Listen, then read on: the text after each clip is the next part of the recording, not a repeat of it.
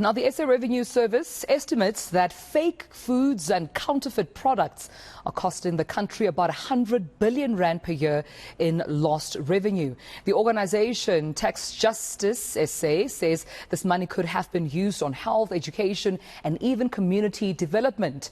Well, for more on this, we are now joined by Mr. Mashile from Tax Justice South Africa to talk about this big problem to the country. And thank you so much for your time, Mr. Mashile. I mean, paint us a picture of how much we're talking here. It might be easy to talk billions of rands, but these are actually figures that could have gone a long way to develop the country.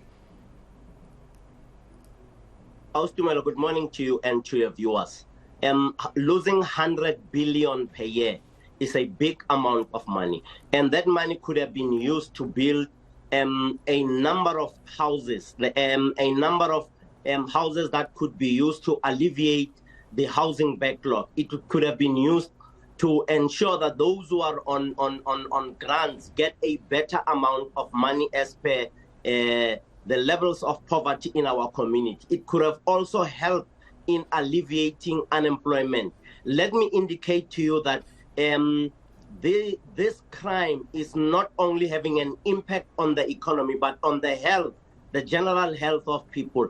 I'm speaking here of counterfeit medicine that has been manufactured and that has been consumed not only in South Africa, but in this instance, we concentrate on South Africa. I remember Tumelo some many years ago when baby formula was manufactured in China that killed about 100 little children. Now you can imagine that baby food you find actively on an active crime scene, go Dragon City, China Mall, and for the brands, go to Marabastad, you'll be shocked and surprised at the amount of money that's being collected by the illicit material that has been sold, the shopkeepers not paying tax. That money is money that's stolen from the fiscus. How do you suggest we solve this problem? Time and time again, we would see members of the SAPS doing raids, confiscating some of these counterfeit goods and, illicit, products and fake foods that you are rightfully saying is equally harmful to both the economy and people's lives. But it seems the problem mushrooms just when you think you have resolved it. How do you think we can resolve this problem, Dr. Mashile?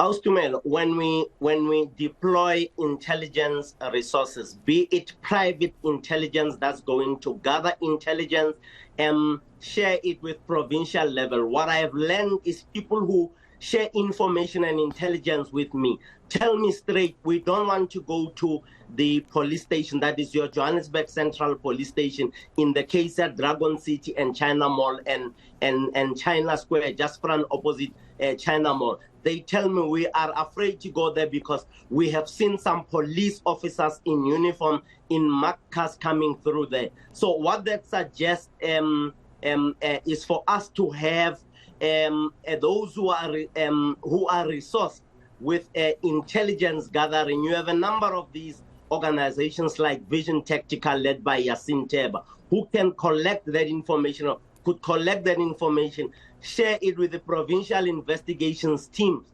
If there is a problem, go direct to national and say, let's go to Marabastad at particular spot A.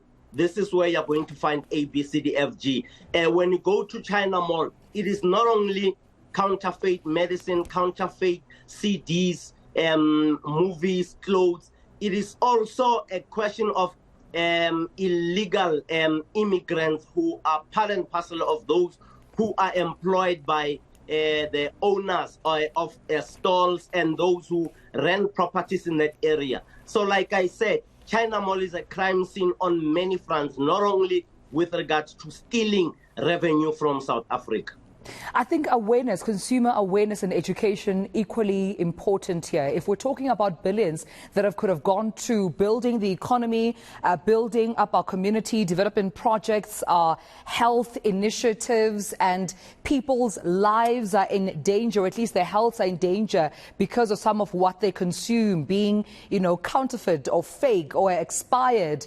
One would say consumer behavior and education is important. Where do we begin? Because surely there's a market. That's why, we're finding the very same places you're naming, such as China Mall, being successful, because the majority of people go there to buy the very same illegal, goods and products. Where do we begin with consumer education? Let's begin with the owners of the stalls.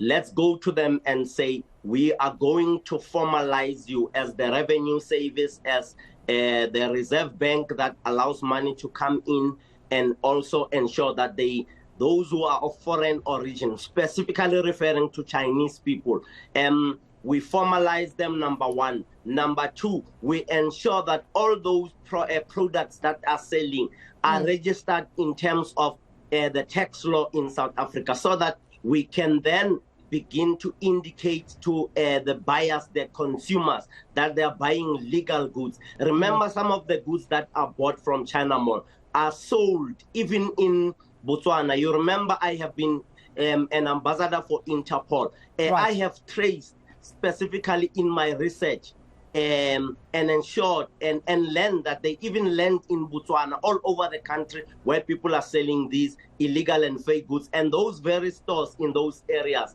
do not pay tax. So we need to formalize. We need to go to China Mall as South Africa, Dragon City, and say, we are registering you. You are now legal tax citizens or payers.